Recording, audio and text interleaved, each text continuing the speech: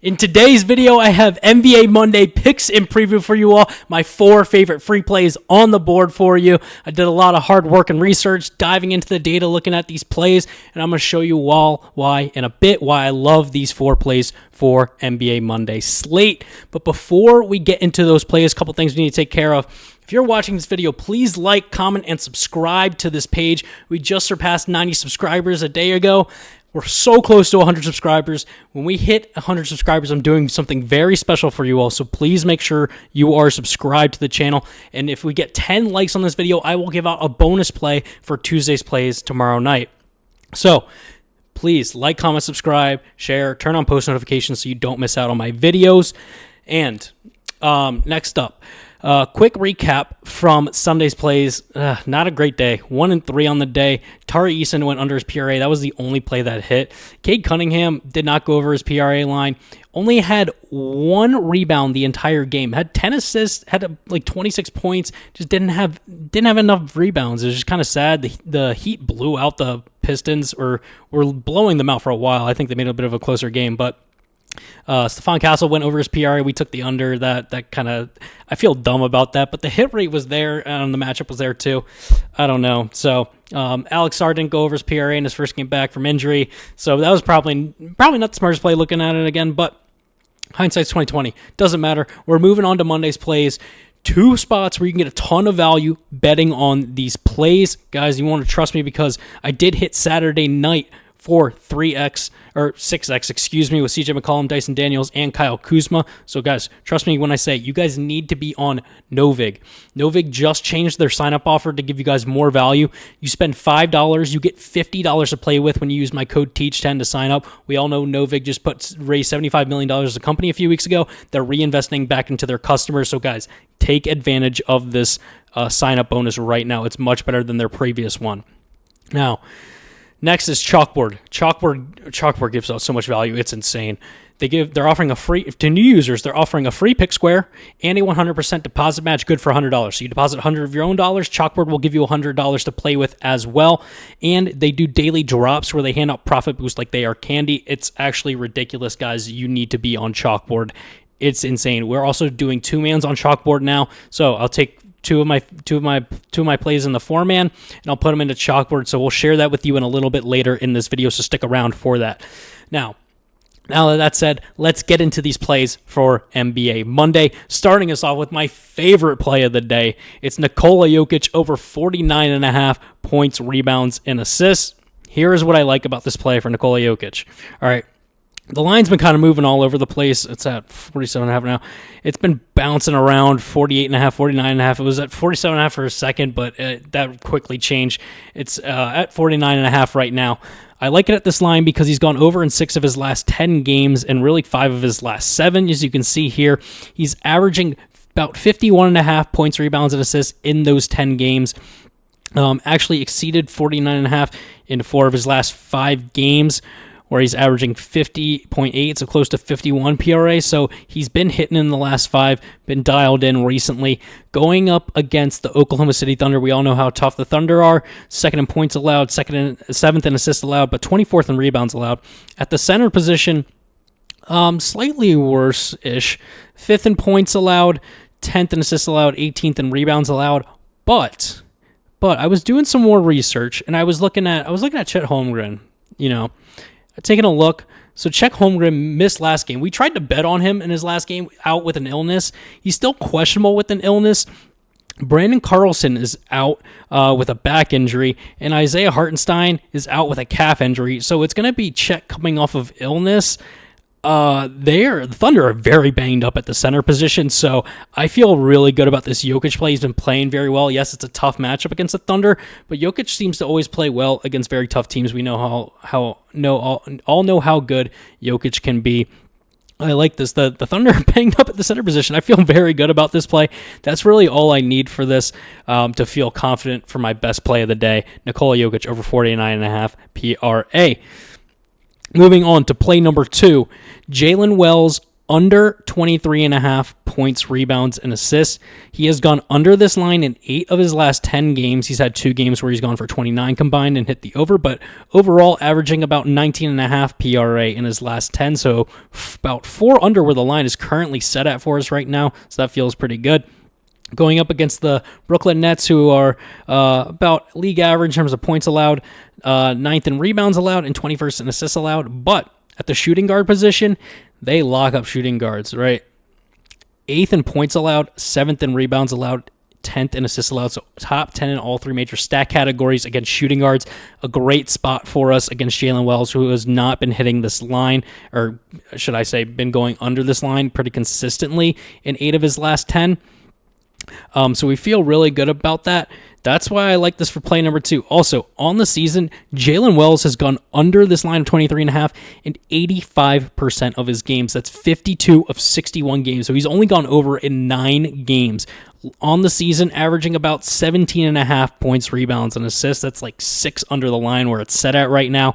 So all the more reason to feel confident about this for play number 2. All right. Now, moving on to play number 3, it's Nolan Traore, under 21.5 points, rebounds, and assists. So we're going to the other side of the ball for the Nets.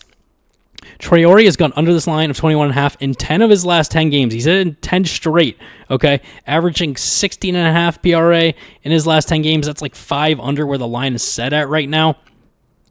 The Memphis Grizzlies are 23rd in points allowed, 23rd in rebounds allowed, and 19th in assists allowed, so about bottom third of the league overall in those 3 stat categories. But against the point guard position, they fare pretty well. About league average in terms of points allowed, top 5 in rebounds allowed, top 6 in assists allowed. So not as good as against the points, about league average, but the supporting stats, they lock up point guards much better. I mean, you look at all the positions that they face up against, easily best against point guards in terms of all 5 positions that they defend up against. Traore's gone under this line in 10 straight games.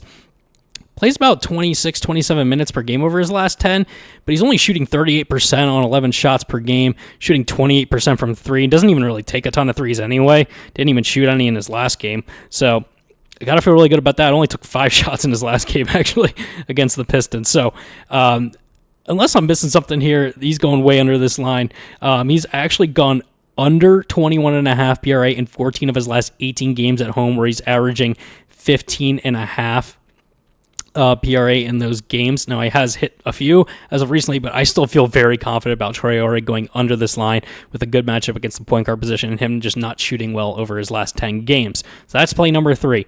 Play number 4 to round us out, it's Brandon Podziemski, over 29 PRA. I know it's a flat line. We all know how we love flat lines, but he's gone over 29 PRA in 5 of his last 10 games, and actually his last game he landed right at 29 against the Thunder, though, a very tough team. So kudos to him. Still kind of going right at the line against a tough team. Hit this against the Rockets, who are a very tough team as well, and against the Clippers, 2 top 10 teams overall. Like pretty good as of recent for Podziemski.